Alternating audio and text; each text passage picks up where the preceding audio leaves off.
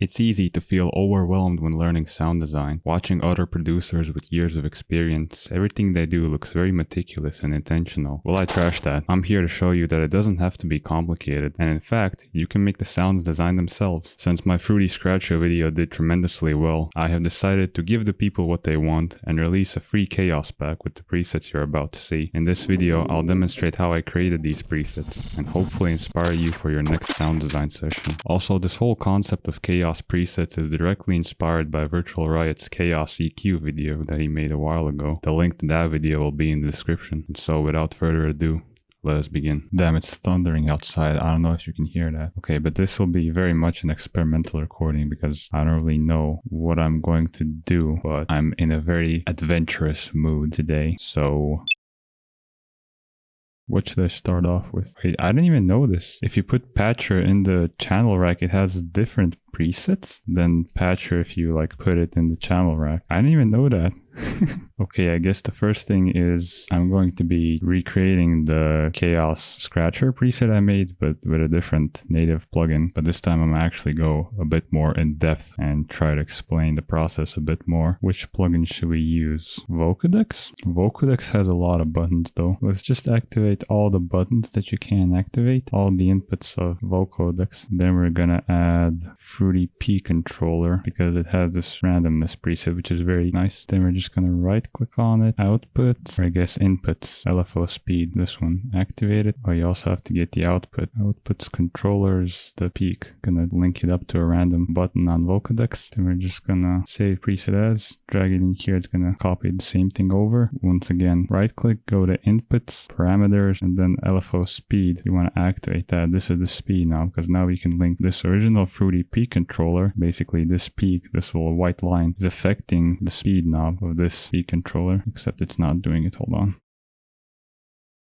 Oh, right, I have to activate the LFO, not the peak, because the peak is related to the volume of the input, but since there's no input, it has to follow the LFO. So now we can see these two buttons are doing random stuff. We could also activate the LFO phase, but I don't want to make this too complicated because I want to try out a bunch of other methods as well in this video. The fun thing is that you can link up multiple peak controllers to a different peak controller. So for example, this LFO speed is being affected by both this peak controller up here and this one, so it's ultra random. Okay, there you go. I think we have it done. Whoa, what the f? That's something. Oh reminds me that I need to put a limiter on this. I don't even know where the sound is coming from. It's just self-generating. Oh, I guess it was the tone down here. Okay. Yo, wait, that's awesome! Let's throw on a little pre-made MIDI just to see what it sounds like. Yo! That's awesome. If you don't want the chaos preset to affect the button, you can just find the name of the button up here in the hint panel. So it's the wet level. So if I don't want to modulate that, I can just find it from one of these buttons, again by looking up here. So you can remove it from there, and now it's just not gonna be affected. I love this. I actually wasn't expecting it to sound this cool. Yo!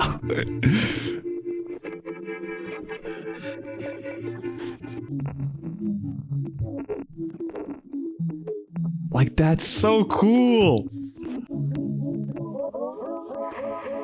Like a good sound preset plus the chaos preset is just like the best thing. I'm telling you. Okay, I'll save this as a preset and I'll throw it in the pack for y'all.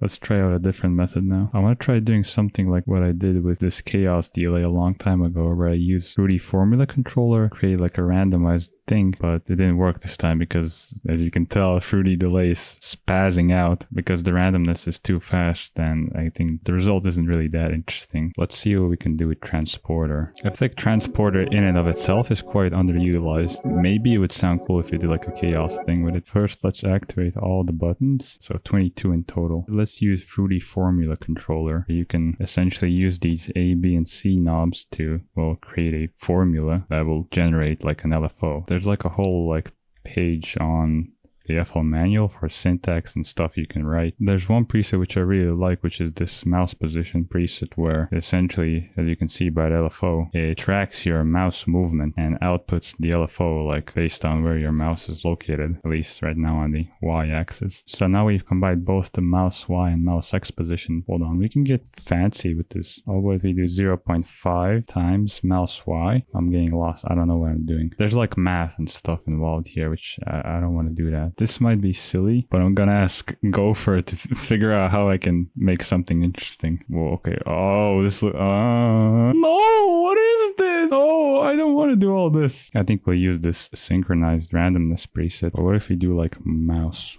Y? Oh, hold on. Wait, that's kind of fire. Oh, wait, hold on. That's so cool. So now whenever I move the mouse, it does like random stuff. When I stop moving the mouse, it freezes, but then when I keep it moving, it does random stuff. Oh God, wait, there's huge potential with this. Okay, hold on. Give me a moment while I try to figure out something.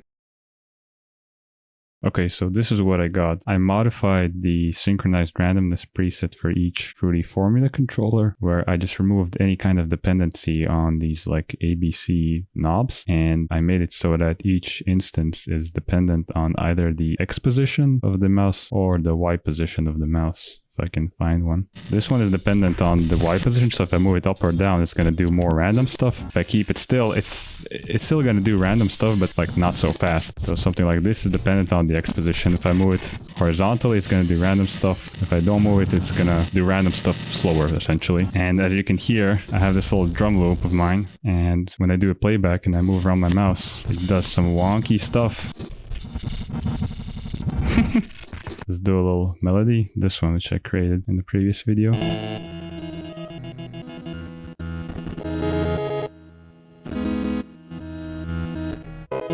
It's basically like a granulizer thing. If you don't have auto chroma, but you want some granular nonsense, you can use this preset. I still want to do like a chaos delay thing, but with a different idea, because the formula controller idea that I had before that kind of sucked. It didn't really work out. This is something that I want to utilize, the actual peak of the peak controller. It's kind of what I did earlier with the LFO randomness, but this time the actual peaks of the audio will affect something. It could be cool if I could see what I could do with just one peak controller. Oh, I didn't even know that. I can right click this knob and select where I want it to go. That could have saved me a lot of time.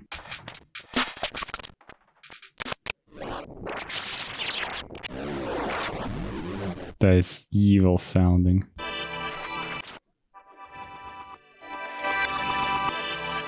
This one's going to be more low-key. It's not going to be as crazy as the previous ones, because these settings are synced up. It's not really working that well. Okay, I have to redo this a third time because something different is happening every time. Now it's not playing at all. Why? I'm struggling here. Pitch shifter? Whoa, hold on. Ooh. Oh, yo! Yes! Finally some craziness. I've been struggling for nearly 40 minutes. Finally, I got something interesting. I think I'll keep this one like this. It's simple.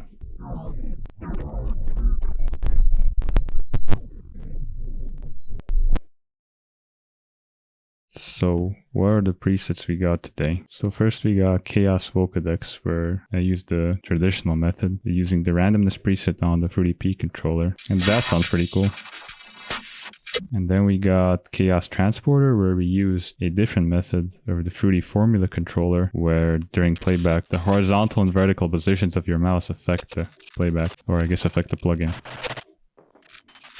And then we got kind of a different one, where using the input sound of the sample, we can affect pitch shifter in a bunch of different ways. I think I'll throw in the Chaos EQ as well, which is like the first Chaos preset I made, which is cool for like Foley type sounds.